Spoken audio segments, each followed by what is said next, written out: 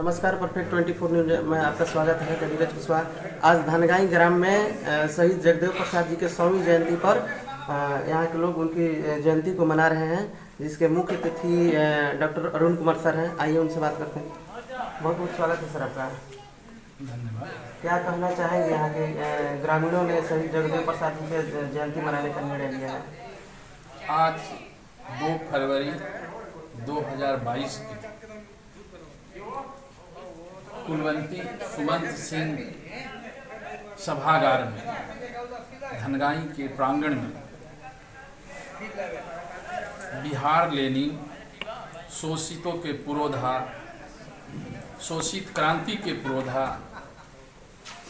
कृषि क्रांति के पुरोधा, शोषित वंचित राजनीति के पुरोधा अमर शहीद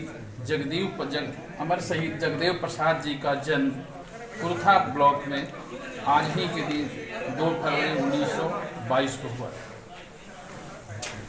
जगदेव बाबू सिर्फ एक लाल नहीं थे और धन्य है वो माँ पिताजी जिन्होंने और जिनके आंगन में इस महान आत्मा की अवतरण हुआ था।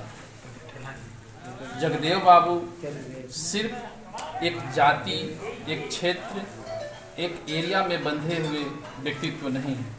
जगदेव बाबू एक विचार है और ये विचार सभी वर्गों के लिए जो सामाजिक रूप से पिछड़े हैं। तो उसमें ये समाज में इस बात का बहुत विरोध हो रहा था कि जो प्रतिभाशाली विद्यार्थी हैं उनके प्रतिभा का हनन हो जाए।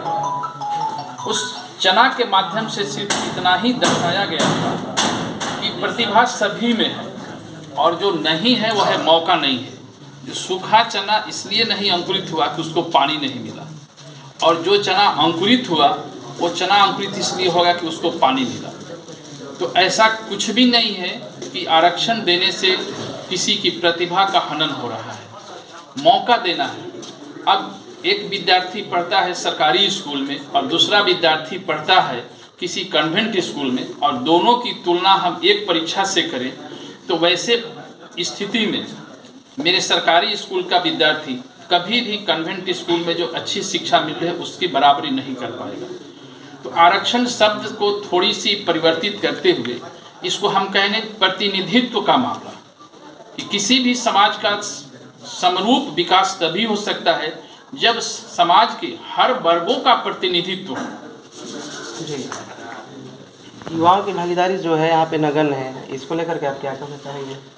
युवाओं की भागीदारी सबसे अहम चीज़ है। किसी भी समाज को बहुत आगे बढ़ाने में सिर्फ युवा का ही हाथ होता है। और थोड़ी हो सकता है कि बच्चे नहीं आ सके हो, कोरोना काल का एक असर है।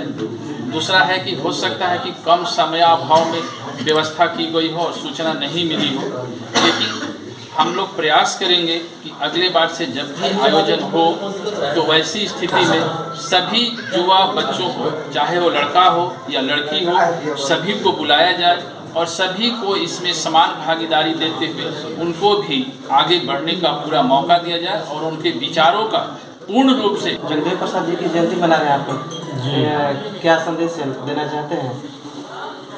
जगदेव बाबू खास करके सामाजिक और राजनीतिक और सांस्कृतिक जो तब की समय की जो समाज में व्याप्त कुरीतियां थी, उस तीनों लड़ाई को जगदेव बाबू लड़ रहे थे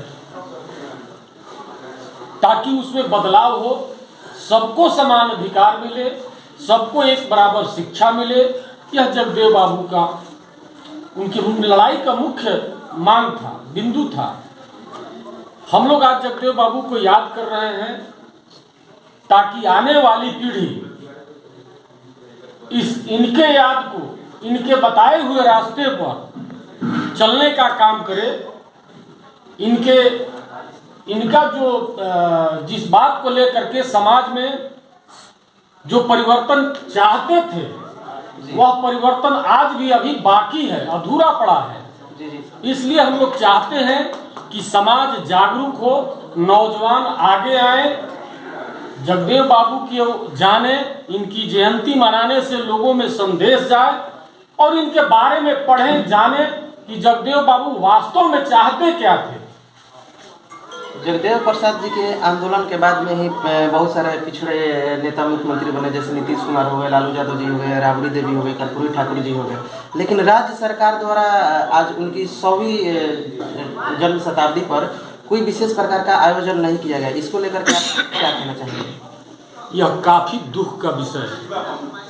हम लोग इस पर खेद प्रकट करते हैं और सरकार से भी हम लोग मांग करते हैं, उनको चेताना भी हम लोग चाहते हैं कि जो सरकार या जो कुर्सी पर आसीन लोग जो आज बैठे हैं, कि जगदेव बाबू की विरासत के चलते बैठे हैं, अगर वो लोग जगदेव बाबू को भूलेंगे तो आने वाले समय में उनको बहुत ही पछताना पड़ेगा।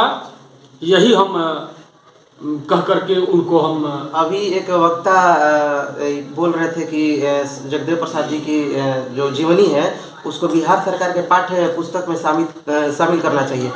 इसको लेकर के आप सरकार से क्या मांग करना चाहते हैं? बिल्कुल, हम इस बात का सहर्ष समर्थन करते हैं और सरकार से चाहते हैं और माननीय नीतीश कुमार जी से चाहते हैं।